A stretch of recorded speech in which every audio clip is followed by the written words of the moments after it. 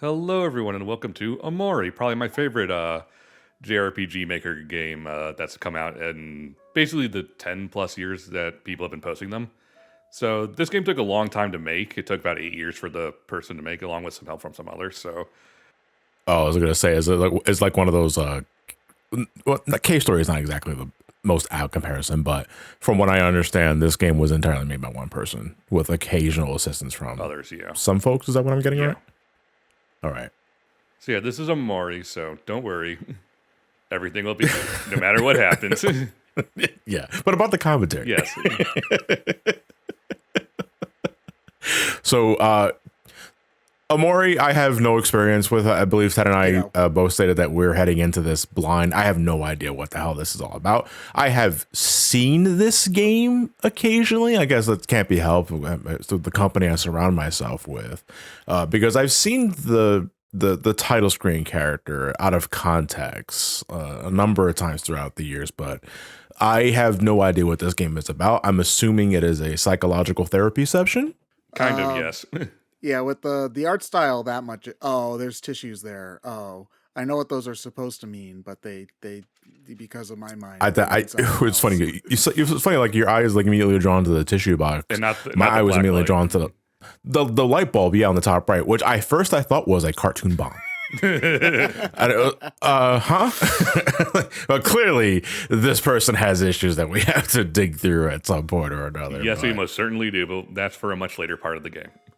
You mentioned 10 years, like for RPG Maker games. Like honestly, RPG Maker games have been going on since like the early 2000s. Even it's been Yeah, but that was on like what, PlayStation 2? No, there was a PC version. Oh, there was. Stare at the screen. Yo, this game gets me. All work and no play make Omori a dull boy. Guys, I had a feeling that everything is not okay. I don't know. I'm sure everything's fine. Oh dear. Oh, okay, never mind. I've seen this in Brightburn. They didn't make it. Yeah, this is the shit that they show you in the Law and Order SVU kids drawing pad to know that the character you thought was a minor character is actually a psychopath. This artist is a recluse. You should have known that because freak? for some reason this minor character who's only had 2 minutes of screen time is played by this really well-known actor. But it's just wow, so surprising. It always confused me as how SVU managed to always get the big name stars on their show. Probably because it's so short, and like the episodes are so short that they can be like, "Yo, do you have 5 hours to record a Law and Order?" Yeah, I was gonna say, I believe like most of those things. Correct me if I'm wrong, but I think most of them are probably filmed in LA, and that's where a lot of stars are anyway. So it's like, hey, do you got a couple of hours? We can get you here. It's like, the television sure, series. I need a quick buck. Whoa. Yeah, that's It's essentially the meme kitty from Azumanga Daioh. Oh, Father Cat. I have not read Azumanga Daioh in a long time. I should do that. It's so good. Is this game like internet meme or is that just like a coincidence? No, it's just a room. Okay. It's actually not very social media savvy. Because the game takes place when we get to a different section of the game. Game takes place between both Fantasyland and real world, quote unquote. And real world takes place in the late 90s, early 2000s, I think. Okay.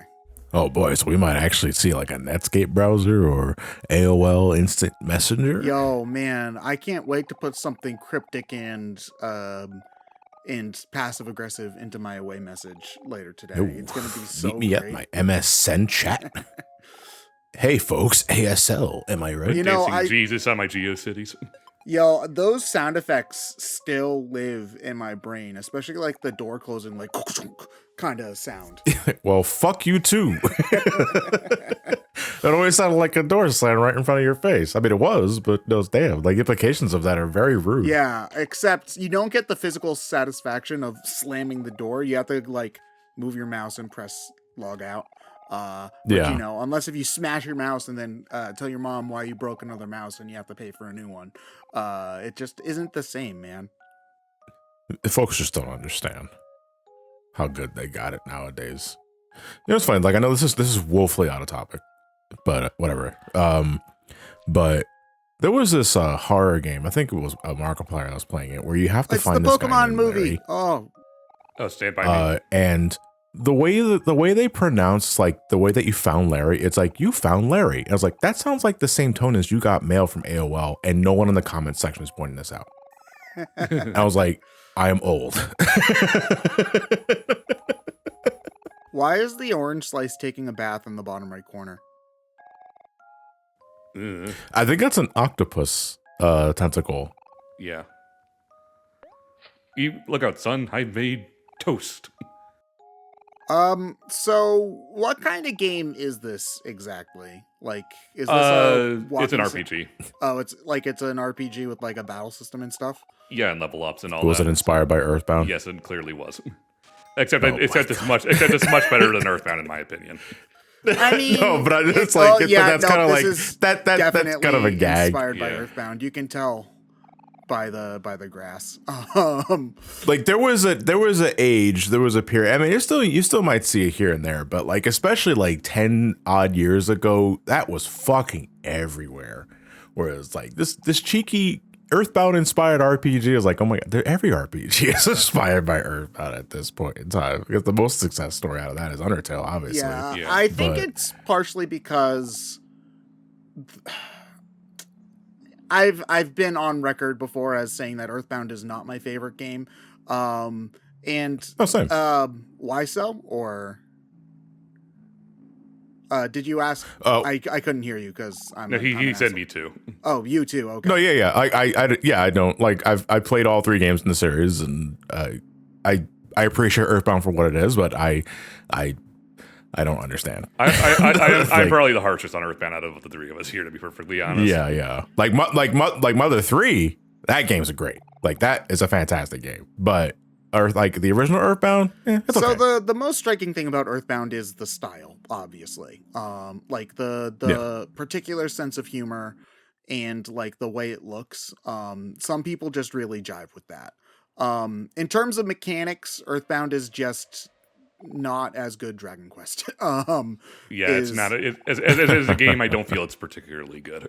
Yeah, like I mean, I know people will bring this up. Like there are some elements that do make it different. It's got like the spinny wheel life thing, and like you occasionally have to time your button presses in Mother 3, but those aren't really like anything that changes the major gameplay loop. It's basically just less interesting Dragon Quest gameplay wise. Yeah, that's the thing though. But isn't that the thing though with the Mother series? Is like it's not even so much about the gameplay; it's everything around the gameplay. Yeah, and that's what I was getting to. The most striking thing about Earthbound is the presentation, and whether or not I personally, the way that Earthbound looks has never done much for me, because just with the SNES graphics, it doesn't feel like something that has a particular art style. It just feels like something that just has subpar graphics to me. Placeholder. Yeah, honestly, Earthbound on Super Nintendo looks like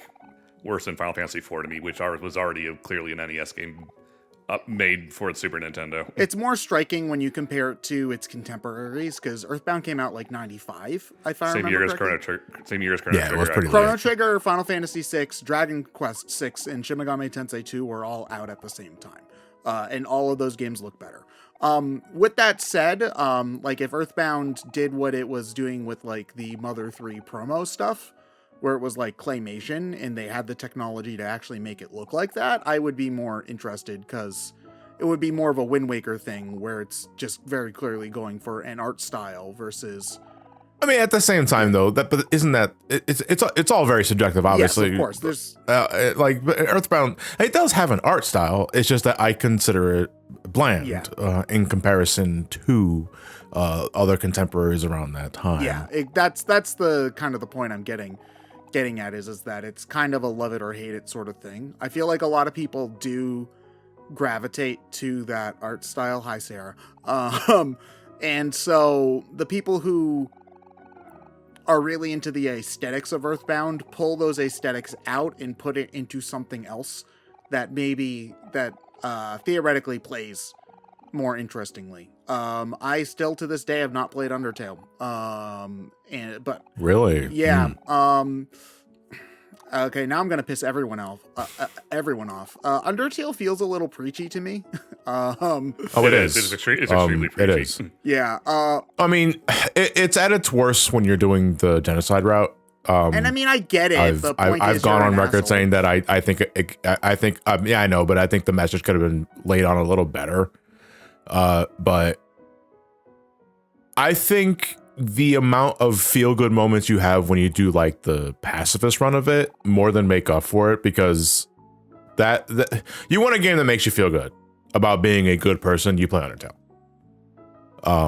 And like, I'm actually a little shocked that you have not played the game up until this point. It's funny though, because it's like, if you haven't played Undertale, I would tell you to play Deltarune, but because you didn't play Undertale, there's potentially a lot of shit that'll go over your head playing that game. But I find Deltarune like a marked improvement in every fucking sense of the word. So here's the other thing. I call it the petty bitch syndrome, is what I'm going to call it. Where there was PBS when I was growing up meant an entirely different thing. Where you spend 2 years listening to everybody talk about how great a game is, sometimes makes you not want to play it because you're a hipster. And that's me. Right. That's me with Undertale. Absolutely admitting that I am being an asshole and not giving something a chance. Counterpoint, fuck you. No, like I think at a certain age, with a certain franchise, everyone has petty bitch syndrome at some point or other. For me, it wasn't so much. I mean, Earthbound was kind of like that for me for a while, because everyone around me that was in my circle was talking about like, oh, this is like one of the greatest fucking fantastic pieces of work I've ever seen in my life, and I'm playing it. And I was like, I mean, it's okay. But I was like that. I was like that with Persona. Like growing up, I was like that with Persona, because like I tried it, did not get it at all. I thought it was garbage. But that was also the first two games. Yeah. I was gonna say, which Persona are we talking about here? Like, yeah, I was gonna say it's like not exactly the most apt comparison. I realized that, but it was also, this was Teenage John, and Teenage John was very, very narrow minded and a graphics whore. Yeah, well, it's not even just that. Like, Persona is one of those crunchy, like, this is old Shin Megami Tensei. We make things obtuse just to make things obtuse gameplay situations. But I mean, there's also a point where you need to get over yourself and just try things anyway. A good example, and if I haven't deleted them, there are some really, really old YouTube videos that I posted. And by really, really old, I mean 15 years ago. I posted these when I was in high school. Old videos where I talk about like, oh, Zelda sucks. Because when I was a kid, I played Majora's Mask, didn't like it, because I couldn't get past the first 3 hours. And then assumed that everybody else was playing overrated trash and said, I'm too cool to play Zelda, and everybody else is worse than me. Did you know that when you're a teenager, you're a narrow-minded dick a lot of the time? It's true. Yep. And then... Well, you said it yourself, petty bitch. Yeah, petty bitch. And then eventually I tried some of the other Zelda games, and you know what? I like a lot of them. I would still say that, like, the N64 games, I don't get why people like them as much as they do. And it's not my favorite series ever, but, you know, I've played a lot of the games now, and I enjoy a good amount of them. So, you know, maybe one of these days I'll get over myself and play Undertale. But not anytime soon, because if I hear the stupid Sans Undertale song one more time, I swear to God, I'm going to punch something. Thankfully, I don't think you have to fight them unless they're doing a genocide route. Yeah, I know. Yeah, you only fight Sans who are doing genocide. That is true, but it's just like, that's just one string of 4 notes that I literally never want to hear ever again. And it's forever ruined Sweet Home Alabama for me. I was going to say, then... It's not quite the same. Not quite the same, but it's similar. Like, I think... But yeah, like, I can still listen to it and not immediately think of Megalovania. But I mean, that is not to say like it's not wrong to not like something, right? Like if you don't like something, you don't like something. No, it's more a matter of at the same time, don't knock it until you try it.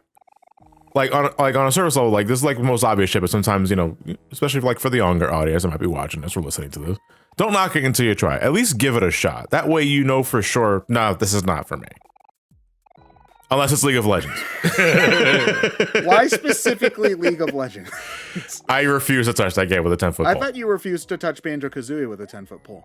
No. See, I have interest in Banjo-Kazooie on the verge of it being a platformer.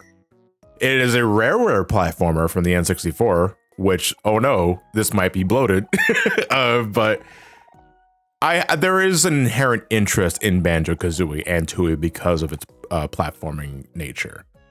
League, though? Fuck League. And if you play League, fuck you. I hope you're having a great time, but fuck you. You see, that's one of those things where I view League of Legends and MMORPGs in sort of the same vague way, where it's just like, those guys probably are... Actually, are they enjoying themselves? I can't tell if people complaining about League of Legends online complain in the same way that every other video game fan base complains online. Or if they're one of those fan bases like Sonic the Hedgehog that actually hates their series of choice. It is entirely dependent based on a couple of my friends that do play it, because I do have a couple of friends who swear by League. Your experience is all determined on whether or not you have the in-game chat enabled. Oh. I was talking with my friend Russ, who was we're catching up after the holidays, just talking like, yeah, it's like I'm just chilling out, just playing some League. And it's like League. I was like, oh no. I was like, well, I have chat off. I was like, oh, that's okay, I guess so. I hear nothing but terrible things about League's community. Turning the chat nothing off but fucking is terrible like things. Internet practice number 101. Yeah, because like everybody knows like the Call of Duty memes and that sort of shit, or any Overwatch was another one, but none of them compare to the shit I've heard from League of Legends. Did you know that they did a study, and I forget if it was with Halo or Call of Duty, but they did a study, and the gamers that would yell at one of the test participants because they had a female voice, on average had lower kill to death ratios than those who didn't. So being not only are they sexist, scrub. Yeah, it does. Well, no, that's the thing is that they're not as good, and so they're more likely to blame something else for them not being as good. Is I believe what the result was, like the hypothesis. Obviously, with these sorts of things, you can't draw conclusions, but it was a funny correlation they did sure find there. I feel bad because we're talking over all of the probably very interesting and charming dialogue. No, this is a commentary over an RPG we have not played. The only way we'd be able to pay attention is if we were to not talk and read everything on screen, which is not why you guys are here. Yeah. Well, that's the thing actually is that when I'm playing an RPG just for my own fun, this is what I do. I talk to literally everybody. I'm pretty thorough with these sorts of things. Like I'm playing Dragon Quest Monsters right now, Dragon Quest Monsters 3, and I'm maybe in the last 20 hours of the game, and I've already put 77 in. So like I will always try. Is that the fucking Homestuck guy in the red shirt? Is that one of those Homestuck things? Is Homestuck still around? Do people still read that? He's not Homestuck. Okay. I have no idea. You know, Nora. John. I can actually. If you want to ruin an afternoon, ask Nora to explain Homestuck to you. No, I have before, because you know we've been in a relationship since 7 years. Homestuck has come up a couple of times. Undertale also provoked that sort of thing, because Megalovania is also in that series. Megalovania is in Homestuck?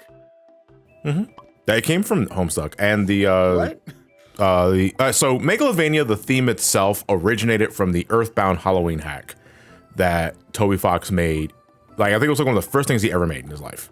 It's not good. It's a piece of shit. I personally think so anyway. But Megalovania debuted in that game. It's like it played during the final boss theme. It then got repurposed for Homestuck. I don't know how, because I thought Homestuck was like a webcomic series or some other shit. Yeah. but apparently it has music attached to it. So Megalovania also was used there. Everybody now knows it for Sans, for Undertale. So now it's just associated with that skeleton. I can't believe there's Homestuck in Super Smash Brothers. I mean, by proxy, yes. I guess. Yeah. I got to process that. Do they ever explain is that a kappa and one of those like Japanese hair over the face demon thingies? Yes. Okay. This is Make Believe Land, so we'll be seeing the real life counterparts of everyone here later. Is this game made in Japan? I am not sure where Omokad is from. Okay, because there are a lot of very definitely Japanese inspired things. I'm not sure how much of this is just pulling from, the Japanese inspirations in JRPGs like Earthbound, and how much is like pulled just from that culture in general. So yeah, we now have to fight our first boss, named Boss. And they've kidnapped our friend Basil. And this is the first battle in the game, period. Yes. Okay. Unrelated question. Can you ever get rid of the background? I think you can change it to a few different things. Okay. And it changes based on the area you're in. Okay, because... So it's part of the experience. Okay. Because that's not my favorite thing in games, is when you have, like, the forced... not cropping, but like, comic books. Oh yeah. Okay. So one thing that I definitely appreciate, is, it's not, what's the name? Not Lunar. The frickin' SNES RPG, where it's like first person fights like Dragon Quest, but above everybody's like health bars. You see their little guys, like their little like Zelda like overworld sprites. Lufia, that's it. Lufia, God. Lufia? Lufia's Super Nintendo. That's what I said. Did you say? Okay, I thought you said regular Nintendo. I don't know. No, I was thinking of, one thing that I appreciate about RPGs that try to like harken back to this old gameplay style is when they do something like Lufia, where you actually get to see your characters, because that's something that's a little bit not dehumanizing isn't the right word, but when you don't see your party members in battle, and this is a minor issue, obviously, but I prefer when you get to see your party members in battle. It makes you care about them a little bit more. Oh, they literally turned into toast. Oh, okay. Toast. Yes. You're They're toast. toast. This chick is toast.